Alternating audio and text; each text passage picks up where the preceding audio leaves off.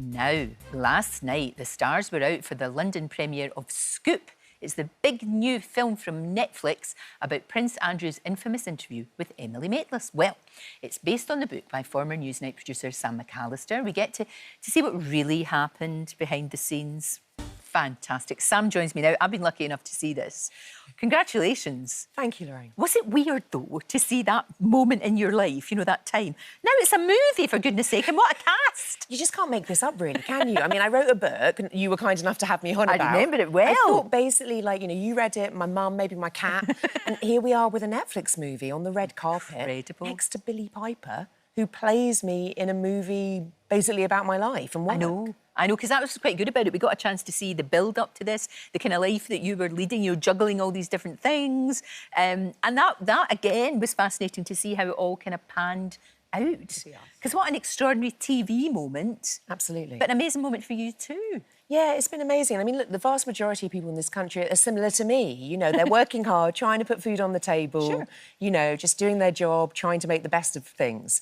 You don't imagine, of course, that your work is going to end up with something of this kind of scale and magnitude. But I wanted everyone to see sort of like the truth, in a sense, about the juggle, you know. The juggle and the fact that you're a terrier.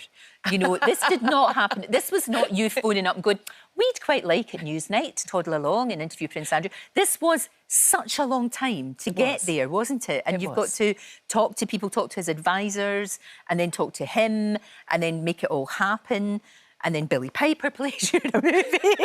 Every time you say it, I'm like, what? I know, but she so got you. I mean, you're so. I mean, actually, people mixed you up, didn't you, when you were on set? On set, even my own boyfriend got confused, you know. And the papers, when we send out the pictures, they're confused what's real and what isn't, because the eye for detail. Yeah. And the wig, I think she should have her own programme, to be clear. That wig was a cracker. She's a cracker, and we should give her a name. I think so. I don't know what we would call her. Something regal. Something regal, for sure, absolutely. When this all happened, though, what was really strange was you just kind of went back to work at Newsnight. Yes. But there was no kind of like, oh, let's give you a promotion, you know, let's give you a pay rise maybe, let's say thank you. It just kind of was like, oh, yeah, we did that. And then you were on.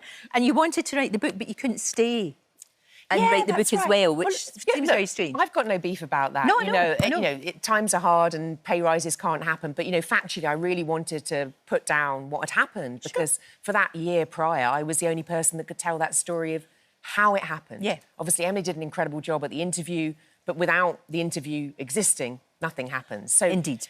I left and I wrote the book, and I kind of wrote it late at night. I'm bringing up my kid on my own. I was on the sofa, you know. I used to have friends in the background. I need white noise. Yes. And I would just type away 80,000 words in 3 months. As I said, never thought it would really go anywhere. And here we are. And here we are. It's a dream come true. Gosh, it's extraordinary.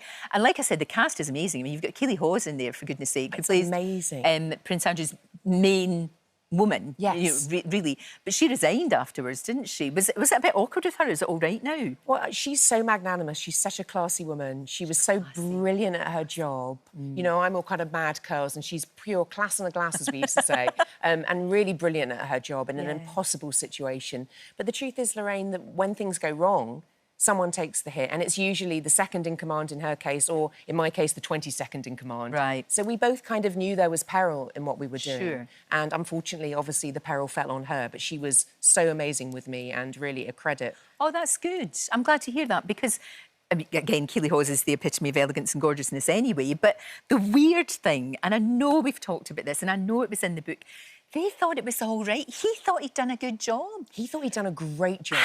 But what, I mean, it's extraordinary. It is extraordinary. I mean, first of all, as you know, no one ever thinks they've done a bad interview, right? They think they're going to do well. Okay. But I think it's also, you know, 59 years, as it was at that stage, of being told that you're incredible and amazing. Yeah. It sinks in. You start to believe the hype. And everybody gets that when they rise, but to be a royal puts you to the extreme degree of it. So I think he felt he'd done a good job. He was very jolly afterwards. Took Emily on a little tour, as you see in the movie as well. Yes, that's true. I know.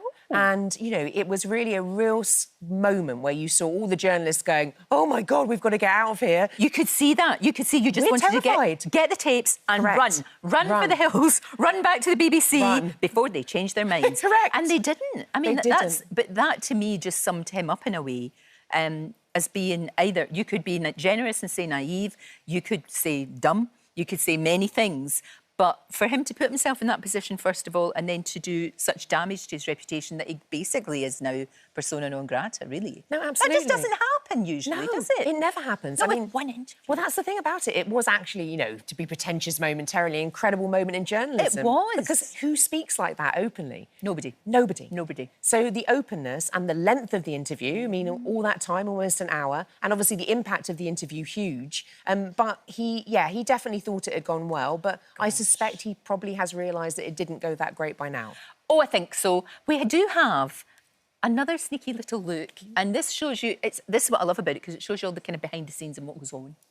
See, that was in the early days when they thought it was going to be a nice puff piece. A puff piece, which exactly. Newsnight would never do. Of course. And then, of course, as we know, the rest is history. And well done, because you got in first, because there's another one coming, isn't there? There's another drama coming. But you were there first. Well, thank you very much. First is always good. And, you know, I'm so glad you enjoyed it. And I hope everyone else does too. Oh, I think they will. I think they will. And Prince Andrew, of course, we have to say, has always denied any accusations of wrongdoing. You can watch Scoop. It's released on Netflix next Friday, and make up your own mind, of course.